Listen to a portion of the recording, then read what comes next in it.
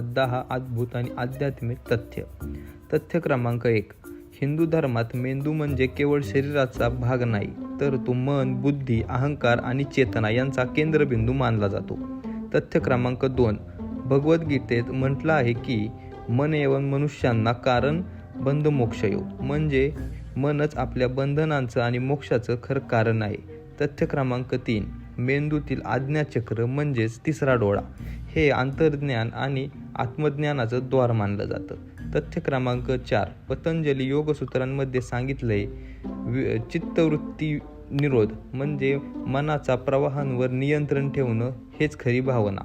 तथ्य क्रमांक 5. आपण केवळ शरीर नाही, आत्मा आहे आणि त्या आत्म्याचा एक आवरण म्हणजेच बुद्धी, जी विज्ञानमय कोशमध्ये येते. तथ्य क्रमांक 6.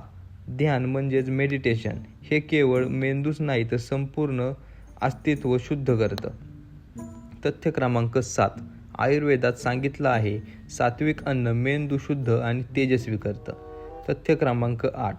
गुरुकुल शिक्षणात स्मृती म्हणजे स्मरणशक्ती आणि तर्कशक्ती बुद्धीचं खरं मूल्य सांगितलं गेलं. तथ्य क्रमांक 9.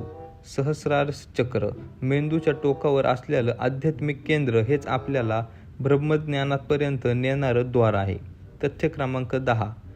ओंकाराचा जप मेंदूच्या कंपनांना संतुलित करून शांतता, लक्ष आणि स्मरणशक्ती वाढवते. तर मित्रांनो, या प्रकारची माहिती आवडली असेल तर चॅनलला लाईक, शेअर आणि सबस्क्राईब करायला विसरू नका. आणखी अशा आध्यात्मिक व वैज्ञानिक गोष्टी घेऊन लवकरच भेटूयात. तोपर्यंत धन्यवाद.